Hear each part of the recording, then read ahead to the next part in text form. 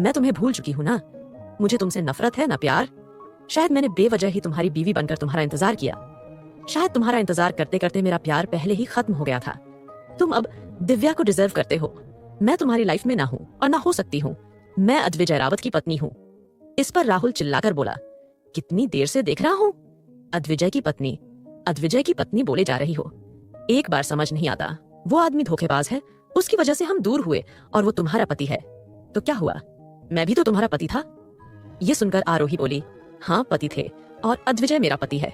जिंदगी पास्ट के साथ नहीं, प्रेजेंट के साथ बिताई जाती है। पास्ट तो बस एक सबक होता है। सॉरी राहुल, अब मुझे जाने दो, मुझे उनके पास जाना है। इस पर राहुल ने आरोही के गाल को पकड़ा और बोला, आरोही, तुम शायद अभी होश में नहीं हो। तुम्हें समझ नहीं आ रहा है कि क्या गलत है क्या सही है। चलो मेरे साथ चलो। ये कहकर उसने आरोही को गोद में उठाने की कोशिश की। आरोही उससे दूर होने लगी। राहुल बोला, आरोही तुम्हें काफी गर्मी लग रही होगी ना, जाओ एक कोल्ड शावर ले लो, मैं तुम्हारा इंतजार करता हूँ। आरोही ने राहुल को खुद से दूर धकेल और फिर वो लड़खड़ाते हुए बाथरूम की ओर चली गई। उसने बाथरूम में जाकर जल्दी से दरवाजे को कसकर बंद किया। उसने शावर को ऑन किया और फिर वो फर्श पर बैठ गई। शावर का ठंडा पानी उसके सिर पर गिरने लगा। लगातार पानी के बहते हुए बहाव के कारण उसको सांस लेने में तकलीफ होने लगी। उसने अपने दोनों हाथों को अपने माथे पर रखा और सिसकते हुए बोली, भगवान जी, क्यों किया आपने ऐसा मेरे साथ। जिस इंसान से मुझे नफरत करनी चाहिए थी, जिस इंसान ने मुझसे मेरा प्यार छीन लिया, आज मैं उसी की अर्धांगिनी हूँ जिसकी आज मुझे दुनिया में सबसे ज्यादा परवाह है। जिसने मेरी बेटी को पिता का प्यार दिया, मुझे सम्मान दिया, वही भक्षक निकला। क्यों भगवान जी, ऐसा क्यों किया आपने मेरे साथ। ये कहकर वो रोने लगी। राहुल बाथरूम के दरवाजे पर दस्तक देते हुए बोला, आरोही, जल्दी वापस आ जाओ, ज्यादा देर शावर में रहने की वजह से तुम्हें ठंड लग सकती है। ये सुनकर आरोही के कान खड़े हो गए। वो बाथरूम से बाहर नहीं जा सकती थी। वो राहुल की मंसूबों को समझ चुकी थी। वो राहुल को अपने साथ कुछ भी नहीं करने दे सकती थी। वो किसी की पत्नी थी, और अगर राहुल ने उसे हाथ लगाया तो उसके चरित्र पर दाग लग जाएगा। जिस दाग को वो बर्दाश्त नहीं कर सकती थी, वो अद्विजय की थी और अद्विजय की ही होना चाहती थी। इसलिए वो जल्दी से जाकर बाथरूम के दरवाजे से सटकर बैठ गई ताकि डोर खुल ना पाए। जब राहुल ने ये नोटिस किया कि आरोही बाहर ही नहीं आ रही है, तो उसे लगा कि कहीं वो अंदर बेहोश तो नहीं हो गई।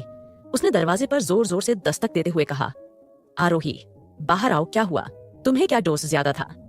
ये कहकर वो और जोर जोर से दरवाजे को बजाने लगा।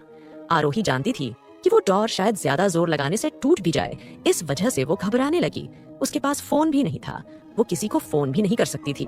उसने यहाँ आने की बात सिर्फ राजवीर जी को ही बताई थी, मगर राजवीर जी तो अद्विजय को ये बता ही नहीं पाए थे कि आरोही कहाँ थी। अचानक बाहर से दस्तक दे रहे राहुल को एहसास हुआ कि शायद आरोही ही उसे अंदर नहीं आने दे रही है, तो वो गुस्से से बोला, आरोही, दरवाजे के पास से हटो, मैं ये डोर तोड़ने जा रहा हूँ। अगर तुम दरवाजे के पास हो तो प्लीज हट जाओ। ये सुनकर आरोही कांप कपाई आवाज में बोली, नहीं, मैं इस दरवाजे से दूर नहीं हटूंगी। राहुल, तुम मेरे करीब नहीं आ सकते, और ना ही मैं तुम्हें अपने आप को 1 इंच भी छूने दूंगी। तुम बहुत गलत कर रहे हो राहुल। इस पर राहुल जोर जोर से हंसते हुए बोला, आरोही, मैं गलत कर रहा हूँ, और तुम्हारे पति ने जो किया उसने मुझसे तुम्हें छीना है, और बस मैं अब अपनी उसी चीज को वापस पा रहा हूँ। राहुल, मैं कोई चीज नहीं हूँ, समझे, आरोही ने कहा, और उसने दरवाजे को कसकर पकड़ लिया।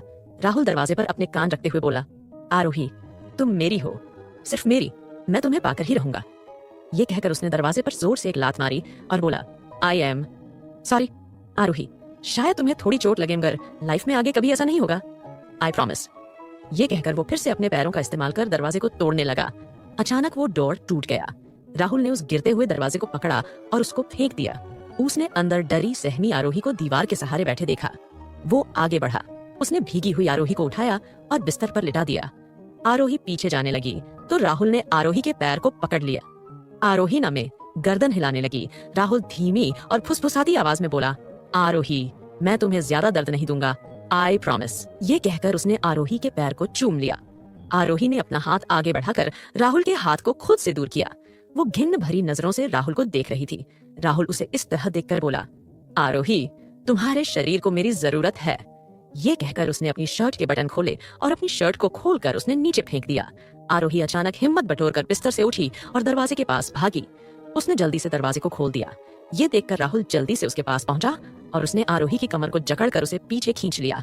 आरोही ने दरवाजे को पकड़कर कहा, राहुल जाने दो प्लीज, मुझे धानी के पास वापस जाना है, मेरी बेटी मेरा इंतजार कर रही है। इस पर राहुल बोला, आरोही, अब धानी के पास उसका पिता है, वो अकेला तुम्हारी बेटी को पाल सकता है। चलो आरोही, मेरे साथ यहाँ से कहीं दूर चलो, हमारा खुद का एक परिवार होगा। ये सुनकर आरोही बोली, नहीं राहुल, धानी मेरी बेटी है। मैंने कभी परवाह नहीं की कि उसका पिता कौन है, क्योंकि वो सिर्फ मेरी बेटी है। मैंने उसे पाला है, मैंने उसको जन्म दिया है, मैं उसे छोड़कर मरते दम तक नहीं जा सकती। इस पर राहुल गुस्से से बोला, ठीक है, उसके मरने के बाद तो जा सकती हो। ये सुनकर आरोही चिल्लाई, राहुल बहुत हुआ, मैं तब से तुमसे रिक्वेस्ट कर रही थी, लेकिन अब तुम शायद ऐसे नहीं मानोगे। ये कहकर उसने राहुल पर हाथ उठाया। आरोही ने जब राहुल को थप्पड़ मारा तो उसके थप्पड़ मारते ही राहुल नीचे जा गिरा। उसने हैरानी से आरोही को देखा। जो ट्रेनिंग आरोही को दी जा रही थी उसका असर उस पर हो रहा था। वो अब इतनी कमजोर नहीं रही थी। राहुल ये देखकर जल्दी से फर्श से उठा और उसने फिर से आरोही को पकड़ लिया। वो हंसते हुए बोला, इंटरेस्टिंग, तुम लड़ना भी सीख गई हो मेरी प्यारी आरोही। ये कहकर उसने आरोही को पीछे से गले लगाए हुए उसके गाल को चूमने की कोशिश की। आरोही ने राहुल के मुंह को अपने चेहरे से दूर कर दिया, लेकिन वो अब राहुल के मजबूत हाथों को अपनी कमर से हटा नहीं पा रही थी। राहुल भी कोई कम स्ट्रांग आदमी नहीं था। वो जिम में गुस्से में कई घंटे बिताता था, तो उसका असर तो उसकी बॉडी और स्ट्रेंथ पर होना ही था। राहुल आरोही को फिर से बिस्तर पर ले गया। उसने आरोही के दुपट्टे को उठाया और उसे आरोही के हाथों को लपेटकर बिस्तर से बांध दिया, जिससे कि आरोही हिल तो पा रही थी मगर राहुल को मार नहीं पा रही थी। राहुल बोला, मैं तुम्हारे साथ इस तरह जबरदस्ती नहीं करूंगा। मैं इंतजार करूंगा कि कब तुम अपने पूरे होश खो दो और खुद अपने आप को मुझे सौंप दो। ये कहकर वो मुस्कुराने लगा। उसने फिर अपने फोन को निकालकर आरोही की कई तस्वीरें ली, उन्हें अपने फोन में सेव करके वो मुस्कुराने लगा। फिर उसने वाइन की बोतल उठाई और वाइन पीने लगा। आरोही राहुल को देख रही थी। उसकी पलकें भारी होती जा रही थी। राहुल ने रूम के एयर कंडीशनर को बंद कर दिया। आरोही को पहले से ही गर्मी की वजह से पसीना आ रहा था और अब एयर कंडीशनर बंद होने के बाद तो जैसे गर्मी से उसका शरीर फटने को कर रहा था। आरोही अपने शरीर के एक एक कपड़े को उतार कर फेंक देना चाहती थी और किसी के शरीर की गर्मी को पाना चाहती थी। उसके होंठ सूख चुके थे, वो पानी के लिए बोलना चाहती थी मगर उसके होंठ सिर्फ थरथराए, उनसे कोई शब्द नहीं निकला। वहीं दूसरी तरफ अद्विजय दंश को सीए करके बोला, दंश, हॉस्पिटल में कहीं भी आरोही क्यों नहीं है? वो कहाँ है? दंश अलसाई आवाज में बोला, बॉस मुझे माफ कर दो, आप मुझे कुछ मत पूछो, मैं अभी धरती पर नहीं रहना चाहता। ये सुनकर अद्विजय की भौहें चढ़ गई और उसने पूछा, क्या हुआ है? ये सुनकर दंश बोला, बॉस आपने मेरी शादी करवा के मुझसे कौन से जन्म का बदला लिया है? वो लड़की मुझे एक पल भी सोने नहीं देती। ये सुनकर अद्विजय ने कहा, लगता है तुम दोनों को ज्यादा ही अपना हनीमून पीरियड को एंजॉय कर रहे हो। दंश चिढ़कर बोला, बॉस मेरे जले पर नमक मत छिड़किए, एक ही कमरे में दोनों शेरनी बंद है, पूरी रात दोनों लड़ते हुए बिता देती हैं और मुझे सोने को भी नहीं मिलता, ऊपर से आप मुझे हर रोज एक नया काम दे देते हैं। ये सुनकर अद्विजय ने कहा, दंश ये तुम नहीं बोल रहे हो, जो तुमने भर भर के जो शराब पी है वो बोल रही है। दंश बोला, हाँ हाँ तो क्या हुआ हो, होश आने पर कौन सा मैं आपको कुछ कह सकता हूँ, नशे में ही आपको कुछ कह सकता हूँ। इससे अच्छा तो मैं एक डिलीवरी बॉय की ही जिंदगी जी रहा था। आपने मुझे कोई बढ़िया मिशन तो दिया नहीं, बस हर रोज इस लड़की को पकड़ो, उस लड़की को पकड़ो, इस लड़की से शादी करो। लड़की लड़की, इसके अलावा मेरी जिंदगी में कुछ है ही नहीं गया है। अब तो लड़की देखकर ही चिढ़ हो जाती है मुझे। बॉस मुझ पर दया करो थोड़ी। ये सुनकर अद्विजय ने कहा, सीधे सीधे बताओ आरोही कहाँ पर है? दंश बोला, बॉस फिर से लड़की, मैं नहीं जानता कौन है आरोही, कहाँ है वो? अद्विजय ने ये सुना तो वो समझ गया कि दंश पर कुछ ज्यादा ही शराब हावी हो गई है, तो उसने सीए काट दिया। अचानक उसकी कार के विंडो ग्लास पर किसी लड़की ने दस्तक दी। अद्विजय ने कार के शीशे को नीचे किया तो उसने बाहर एक लड़की को मास्क से अपना चेहरा ढके हुए देखा। लड़की अपना मास्क नीचे करते हुए बोली, आरोही को बचा लो। ये सुनकर अद्विजय ने कहा, मिस दिव्या। दिव्या बोली, मिस्टर रावत, ये मैं हूँ, आरोही रेडिसन होटल में है राहुल के साथ। राहुल जरूर उसके साथ कुछ करना चाहता है, उसे पाने के लिए वो पागल हो चुका है। ये सुनकर अद्विजय की पकड़ स्टीयरिंग व्हील पर कस गई। उसने दिव्या को देखते हुए कहा, आर यू श्योर? दिव्या बोली, हाँ वो वही गई है। ये सुनकर अद्विजय ने अपनी कार को यू टर्न लिया। अचानक उसके फोन पर किसी का सीए आया। फोन उठाकर देखा तो उसने स्क्रीन पर नाम देखा, डियरेस्ट डैड। ये नाम आरोही ने उसके फोन में से किया था और ये नंबर राजवीर जी का था। जब अद्विजय ने स्वाइप करके सीए उठाया तो राजवीर जी बोले, अद्विजय मेरी बात ध्यान से सुनो, आरोही राहुल से मिलने गई है, होटे गई है। ये सुनते ही अद्विजय के कान खड़े हो गए। राजवीर जी आगे क्या कह रहे थे उसने वो सब नहीं सुना। वो कार को स्पीड में ड्राइव करते हुए होटी रेडिसन पहुंच गया। उसने होटी रेडिसन में चेकिंग किया और राहुल का रूम नंबर पहुंचा।